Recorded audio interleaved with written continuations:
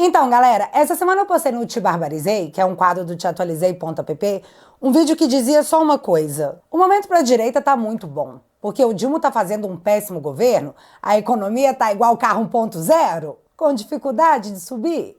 Um desgoverno repleto de escândalos que a mídia relata como deslize, um ato isolado, uma gafe. A posição ideológica defendida por esse governo, nos colocando claramente ao lado de ditadores, porque o PT, partido do Dilma, recentemente assinou um documento junto com o Foro de São Paulo reconhecendo a vitória do Maduro. E o que está segurando esse governo são duas coisas. A mídia, e aí você pode colocar 85% da Rede Lully, ou Rede Globo. Aliás, eu não sei se vocês viram, gasto com publicidade é caixa preta no Planalto. TCU manda desgoverno Dilma corrigir gastos sem critério em campanhas publicitárias e reforça suspeitas sobre uma comunicação que deveria ser pública e transparente. Plim, plim. Ou seja, derramamento de dinheiro público, o nosso dinheiro, com publicidade, despejando dinheiro numa mídia que chega ao ponto de fazer militância de forma clara, aberta e descarada. Gente, essa semana a Natuza estava ao vivo falando que o Ciro Gomes estava se perdendo, que agora ele terminou de se perder por completo, porque ele apoiava o André Fernandes em Fortaleza. Te falando, tá super descarado. Já a outra vertente é o judiciário. Afinal de contas, nós derrotamos o bolsonarismo. O que você precisa entender é que as contas já foram feitas e eles estão cientes disso. Davi Alcolumbre e Daniela Lima calculam que em 2026 a direita fará 54 senadores, líder da coisa toda. E as eleições para o Senado despertarão as pessoas para a importância de se fazer uma maioria nessa casa. E o assunto que leva a essa discussão é um só. Quem é que vai parar aquele que se denomina a última palavra de tudo, hein? Essa semana, o senador Ciro Nogueira foi até o programa do Cláudio Dantas e deu a seguinte declaração. 5 anos o inquérito aberto. Sim. Tudo é objeto desse inquérito. Acho que chegou o momento. O próprio presidente do Supremo já disse que isso está perto de acontecer. Então eu acho que, e eu até tenho aconselhado, está na hora de dar um passo atrás e voltar às suas atribuições, o excesso de protagonismo. E não foi só um ministro, foram vários ministros, até o próprio presidente do Supremo errou naquele dia lá na Uni, falando aquelas coisas. Então tem que dar esse passo atrás, porque o Supremo tem que voltar para as suas atribuições. O Supremo não pode ser tema de eleição. Isso é ruim para a democracia, ruim para o nosso país, ruim para as nossas instituições, e eu tenho a expectativa que isso ocorra. Eu queria saber o que te leva a acreditar que o Supremo possa dar um passo atrás sem que ele seja provocado de alguma maneira, inclusive através de um processo de impeachment.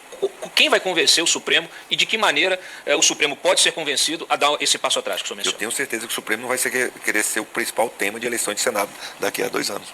E é o que vai acontecer se isso não acontecer. E eu tenho certeza que os ministros supremos já estão conscientes disso. O senhor acha que o senhor conversa com ministros e eles comentam isso? Eles têm essa sensação? Converso. Eu acho que tem essa sensação. Eles não querem ser alvo... Eles não querem ser o tema da eleição para o Senado em 2026. Eu espero que isso não aconteça. Então o senhor acha que vai ser por inércia? Não precisa fazer nada, que o próprio Supremo vai se conscientizar e que vai dar o passo atrás? Assim eu espero. É um otimista. Sou um eterno otimista.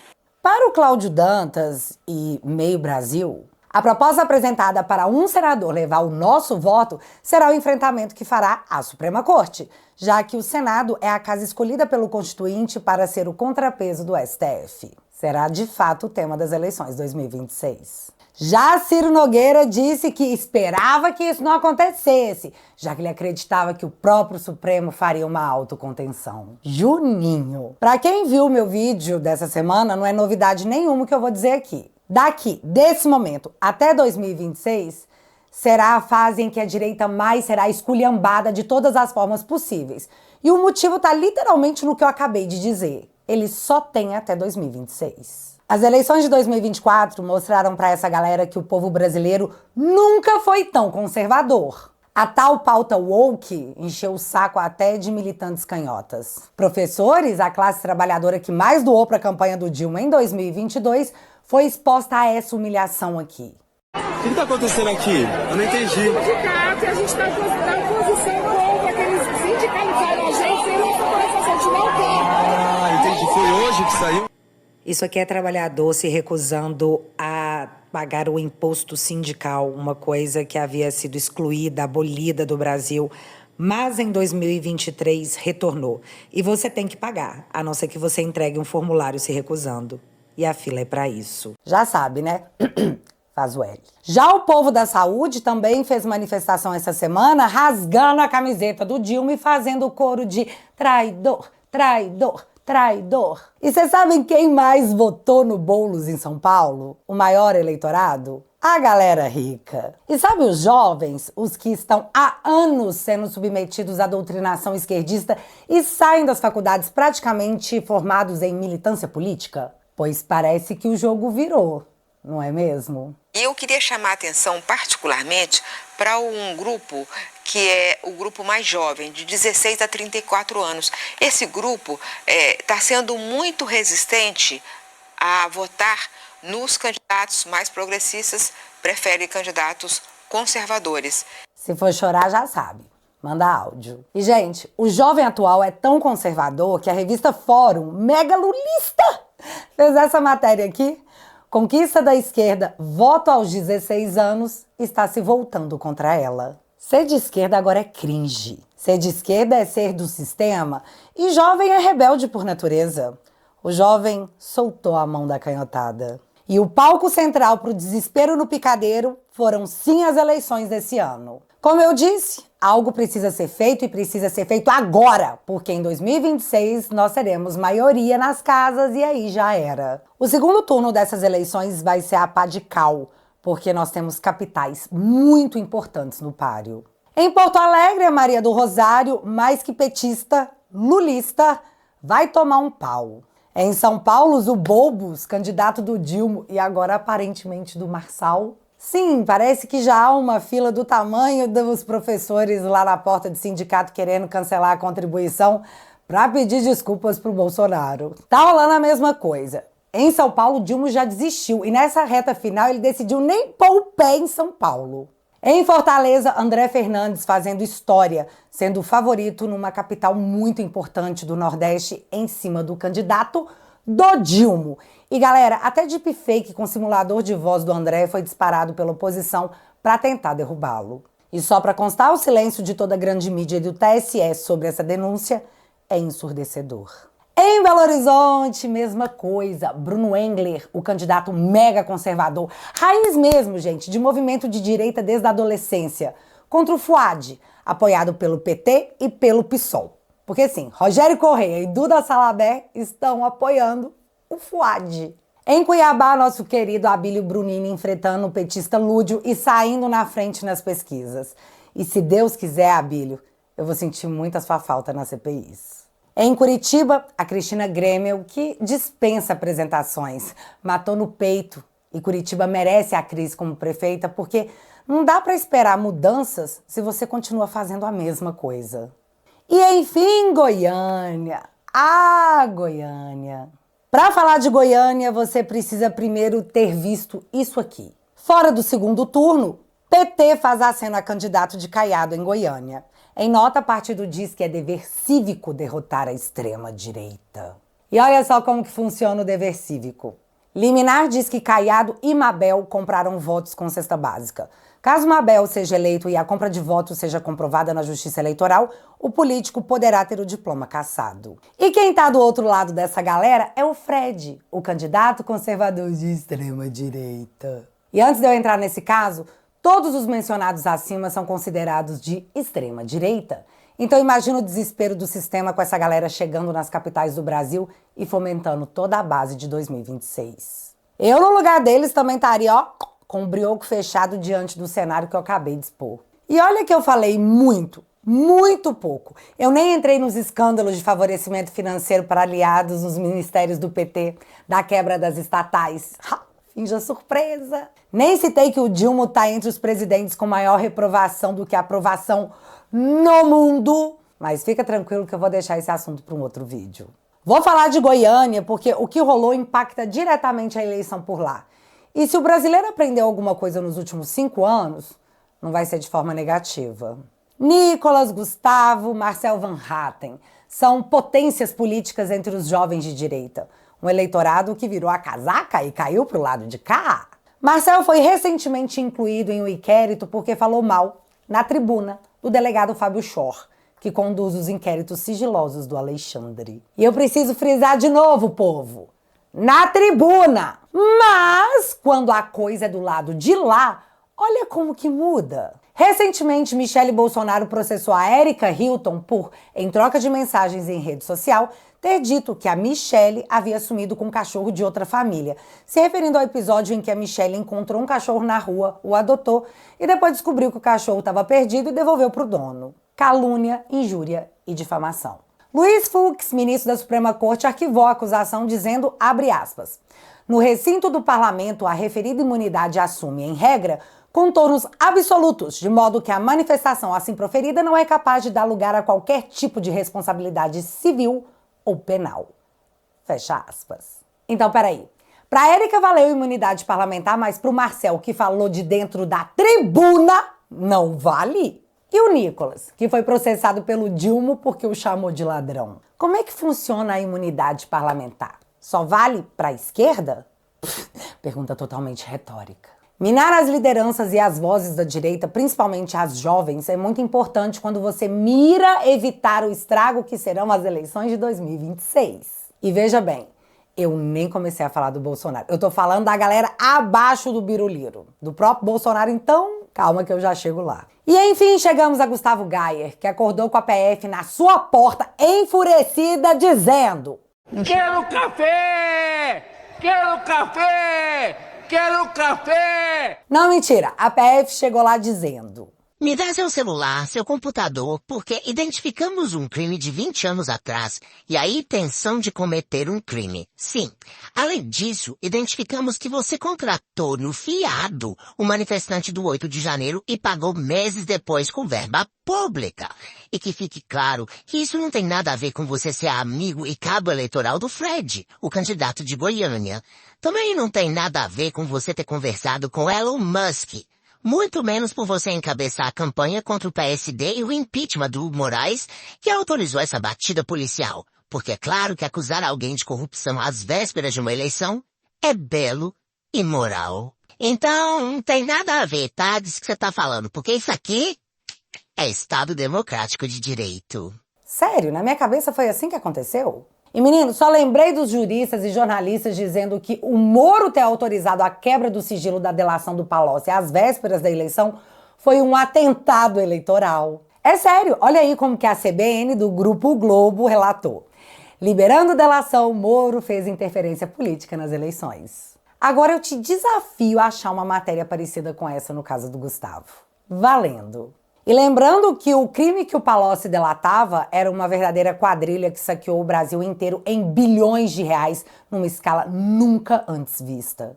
E agora, de forma muito resumida, mas didática, eu vou destrinchar a denúncia feita pela gloriosa Polícia Federal com a explicação do Gayer. E na sequência, eu vou retomar a linha de raciocínio. Acusação de peculato por suposto desvio de verba parlamentar por pagamento indevido usando verba pública, contratação fraudulenta e financiamento de negócios privados. Deixa eu te explicar essa acusação. Gayer contratou a empresa Goiás Online para marketing e publicidade, uma coisa que todos os parlamentares fazem. A Polícia Federal argumenta que encontrou conversas do João Paulo, o dono da Goiás Online, onde ele discutia a agenda do deputado, como se uma coisa fosse totalmente distante da outra.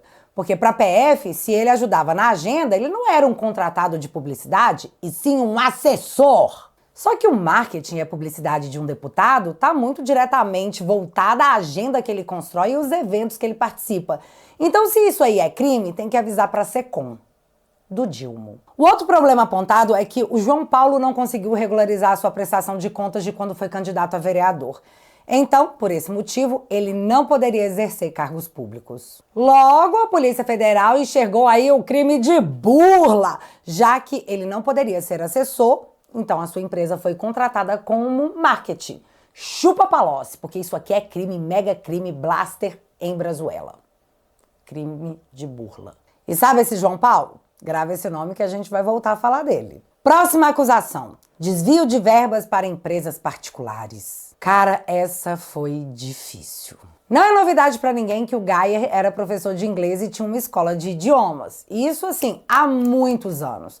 Porém, na pandemia, a escola teve que migrar para aula online, o que acabou dando muito certo.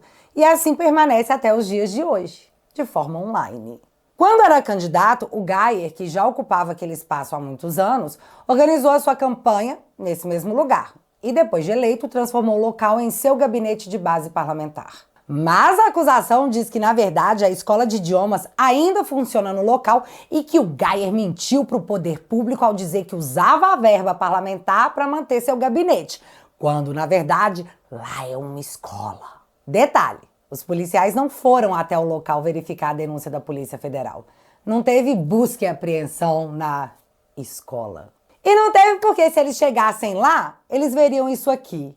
Aqui na frente, uma sala de reunião. Fica bem na frente do meu estúdio. Tem uma sala de reunião, quando eu vou conversar com o meu chefe de gabinete, fazer reuniões. Aqui, a sala do financeiro, onde tem a Nádia ali trabalhando, alguns documentos, financeiro.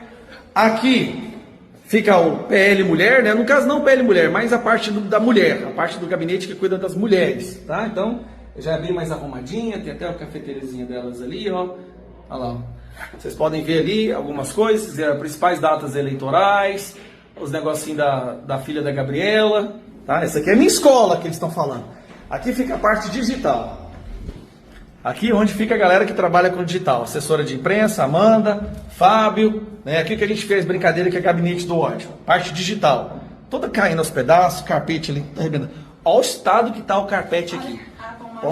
Ó a tomada caindo aqui. O trem tá esquisitíssimo. Olha só. Ó a cortina que a gente tem aqui. Ó a mesinha que nós temos aqui. Vergonha. Agora pode processar. Vamos descer a escada. Vou mostrar tudo pra vocês. Gente, eu tô abismado com a loucura deles. Aqui é a sala quando eu vou receber tipo autoridade, eu vou receber alguém. E aí eu trago as pessoas para cá e eu faço às vezes eu gravo as nossas conversas. Então aqui é meio que um estúdio de podcast e onde eu gravo algumas conversas também e gravo os vídeos. Esse é o Bruno. Bruno também recebeu a Polícia Federal na casa dele hoje, né, Bruno? Levar dinheiro de sua mãe. 72 anos de idade, uma senhora tem que pegar todas as suas economias da vida inteira e... É sacanagem, viu? Nós vamos pegar esse dinheiro de volta de sua mãe. Fora meu celular, que é meu instrumento de trabalho, né? Porque eu sou advogado também. Invadiram a casa de um advogado. Cadê o AB para resolver isso? Ah, o AB chegou depois. Chegou depois. Eles vão falar pela nulidade, viu? Palhaçada aí. Então, aqui é onde a gente faz reunião com a autoridade, com o apoiador. Vamos na recepção. Aqui é a recepção, como vocês podem ver, bem escola de inglês, né? Família, educação, liberdade. O Brasil será o farol de expresso do mundo. Das bandeiras do Brasil. A nossa recepcionista, Rony. Aqui é a entrada, como vocês podem ver. Pedro, veio lá de Brasília nos ajudar. Aqui fica uma sala para tomar um café, às vezes esperar para fazer uma reunião ali no podcast. Então o pessoal... Pois é, aí se eles vissem que não era uma escola, a denúncia ia flopar. Vocês entenderam, né?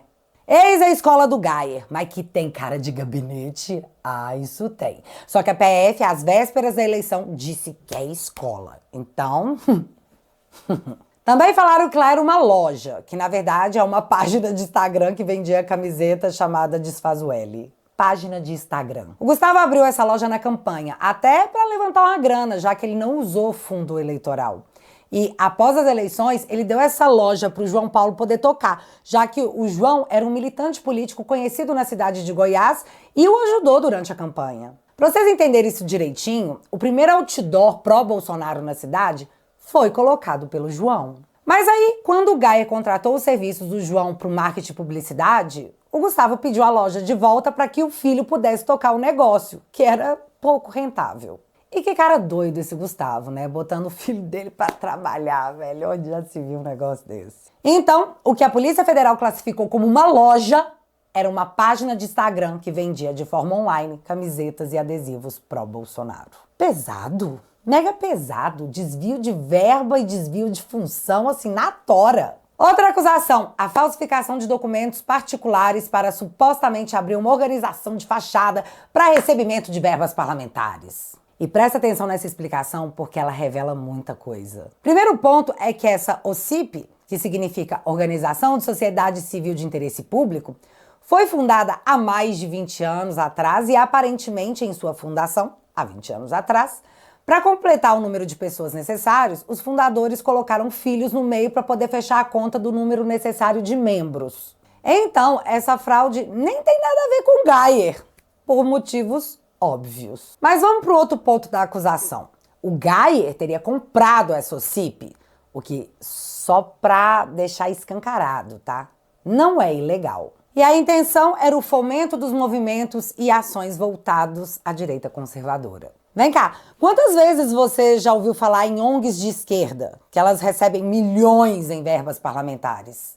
Quantas vezes você já ouviu geral reclamar que não existe ONG de direita? E é tão injusta essa acusação, já que no próprio documento da Polícia Federal há uma transcrição de uma conversa entre os assessores do Geyer, deixando claro que eles querem fazer tudo certo para que a organização atue de forma independente perante a sociedade na criação dos projetos e que isso não tivesse relação nenhuma com o deputado. Cara, tá lá no relatório da própria Polícia Federal, mas esse trecho não saiu na Globo News. Essa ação, no meu ponto de vista, mostra claramente o que acontece com movimentos que tendem a ser de direita. Eles são abatidos antes mesmo do nascimento. E aí fico alerta para as próximas tentativas. E só a título de curiosidade, a NetLab, que vive fazendo relatórios contra a direita e que embasam inclusive decisões da Suprema Corte, entrou na mira do TCU pelos milhões que recebe, tanto do governo quanto de entidades mundiais voltadas à esquerda. E aqui, você sabe quantas buscas e apreensões a NetLab recebeu? Nenhuma. E agora a parte mais louca. Você sabe quanto de verba parlamentar essa Socip citada recebeu? 0. Nenhum bonoro. Mas aí é outros 500, né? O UOL chamou isso de antecipação do crime, onde o crime não foi cometido, mas eu sabia que você tava querendo, né, seu danado? Muito Minority Report das ideias, né? E tudo isso só foi parar na mão do ministro Alexandre, que proferiu essa decisão, porque tem ligação com 8 de janeiro, já que o João foi para Brasília na data. E posteriormente, em março, ele foi contratado pelo Geyer, o que sabe-se lá como configurou o financiamento do deputado aos atos do 8 de janeiro. Primeira vez que eu vejo um militante pago fazendo fiado, aquele negócio de depois você me paga, eu vou lá militar pró-golpe e aí depois você me contrata como assessor para me pagar. Forçou a barra, ou deu uma forçadinha, né? E isso tudo porque nós temos que pressupor que o João é um bandido, porque ele esteve lá no 8 de janeiro, já que o inquérito disso tudo, para variar, tá em sigilo. E por fim, temos a denúncia de associação criminosa, porque todo mundo aí se juntou para cometer esse mega crime e sobrou até para a senhorinha, mãe do assessor que teve o seu dinheiro levado pela PF como prova desse mega esquema criminoso. Janones tem áudio confessando a rachadinha. E você sabe quantas buscas e apreensões ele recebeu? Nenhuma. E aí eu vou voltar naquele áudio do Ciro Nogueira em que ele dizia que acreditava que o Supremo não seria o tema das eleições porque eles fariam uma autocontenção. Ele acreditava nisso. A mídia já noticia com alarde, baseada em informações que eles provavelmente receberam direto do judiciário, já que ninguém desmentiu, que a Polícia Federal vai indiciar o Bolsonaro em novembro. Então vem aí mais uma rodada de fritura pública, enquanto o Dilma faz pagamento do programa Pé de Meia fora do orçamento, em mais uma leva de deslize, descuido, gafe, sabe-se lá o quê. Final do ano é época de fechar a conta. Vai ser muito bom para a mídia ter o Bolsonaro no noticiário e não ter que comentar o déficit, que não será 0, ou o dólar batendo R$6. E eu tô falando sério, eu realmente acredito que eles virão com tudo em cima de todos que eles puderem, porque, como eu disse, eles só têm até 2026. Mas engana-se quem pensa que a direita quer uma revolução, porque isso já aconteceu em 2018 e nada vai parar o que já começou. Tempos difíceis criam homens fortes e a cada vez que algo assim acontece, eu sei, a nossa resiliência é colocada à prova, mas também fica claro que nós permanecemos de pé porque a base que se formou é sólida. E no final das contas, o brasileiro não depende mais da Globo para eleger alguém. Então, domingo, você já sabe, dê esse desgosto ao sistema. Contribua com a mudança. Não seja cringe. E antes de eu encerrar esse vídeo, só mais 40 segundos. Galera, ninguém jamais, sem o uso da força e destruição da liberdade, conseguirá parar o movimento que começou em 2018. Ou talvez até antes. Nós estamos lutando porque existe uma herança mais importante do que dinheiro a ser deixada para nossos filhos e netos. E é por causa deles que a gente precisa se envolver com a mudança cultural que está acontecendo no Brasil. Recentemente eu comecei um quadro novo chamado Te Barbarizei. E tudo que eu quero é bater aquele papo legal com você sobre a democracia tupiniquense, que atualmente é quase uma brazuela. Os episódios do Te Barbarizei são exclusivos para os membros da família. Então, se você quiser ficar atualizado com as coisas que rolam na política, toque no link que está fixado no primeiro comentário e entre para a família Te Atualizei.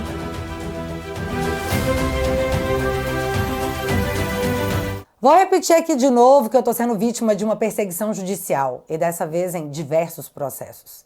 E em troca da sua ajuda eu ofereço um conteúdo exclusivo, com vídeos aqui do sofá, com cultura pop e política e geopolítica, sempre com um bom humor que não pode faltar.